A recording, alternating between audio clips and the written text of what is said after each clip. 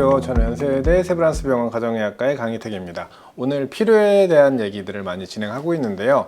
이제 피로할 때 어떤 검사를 하는지 원인이 뭔지에 대해서 감별하기 위해서 더 다양한 깊숙한 얘기를 좀 하려고 합니다. 먼저 소개 좀 부탁드리겠습니다. 네, 안녕하세요. 세브란스병원 가정의학과 김민홍입니다. 네, 안녕하세요. 저는 강남 세브란스병원 가정의학과의 손다혜입니다. 네, 피로라는 게 워낙에 다양한 원인들에 의해서 발생을 하잖아요. 그렇다면 이제 병원에 왔을 때 환자들이 이제 너무 피곤해서 병원에 올 거 아니에요. 그러면은 어떤 검사를 해주세요 라고 얘기를 하는데 주로 어떤 검사를 하는지 좀 말씀해 주실 수 있어요? 일단 제일 기본적으로 쉽게 할 수 있는 게 혈액 검사죠. 그래서 혈액 검사를 통하여서 우리가 얻을 수 있는 정보들이 굉장히 많은데 빈혈이라든지 당뇨병 또는 이제 콩팥병이 있을 때 그런 것들을 이제 보통 피 검사로 다 볼 수가 있고요. 이 외에도 이제 갑상선 기능 저하증이나 이런 것도 혈액 검사로 확인을 할 수 있습니다.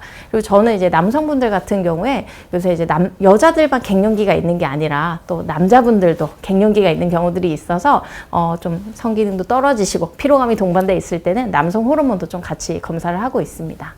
그 외에 혹시 다른 검사?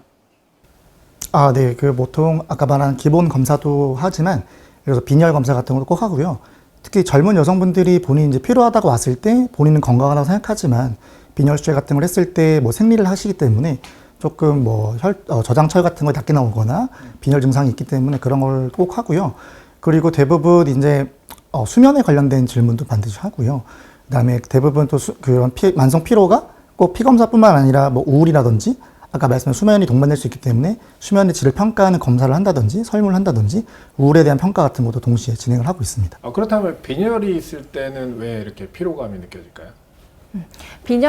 우리가 빈혈이라는 거는 결국 헤모글로빈 수치가 낮다는 것을 의미하는데요. 이 헤모글로빈이 하는 일들이 산소를 우리 몸 곳곳에 이제 배달을 하는 역할을 합니다. 근데 이제 헤모글로빈 자체가 떨어지면은 산소를 잘 공급을 못 하니까 뇌로도 산소가 안 가고 근육으로도 안 가고 하면서 피로감을 느끼게 됩니다.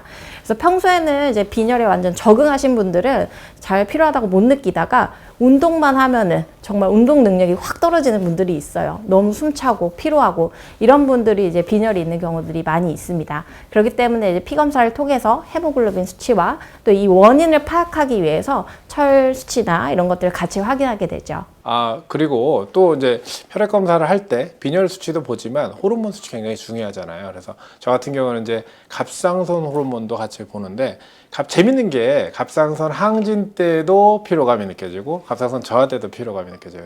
그 이유 중에 하나는 항진 때는 너무 대사가 빨라지면서 소진이 되는 느낌이 있는 거고 저하 때는 대사가 너무 느려져서 적절한 대사를 하지 못하기 때문에 피로감이 느껴질 수 있거든요. 그래서 갑상선 저하, 항진 둘 다 보는 갑상선 기능 검사를 시행하는 게 도움이 될 것 같고요. 또 다양한 원인 중에 정신 사회적 원인들이 있을 수가 있는데 거기에 대한 어떤 검사를 하시는지 그리고 그 이유가 뭔지 좀 설명해 주시겠습니까? 보통 피로하다고 했을 때 꼭 제가 물어보는 건 이제 좀 수면에 대한 질을 항상 평가를 하게 되는데요.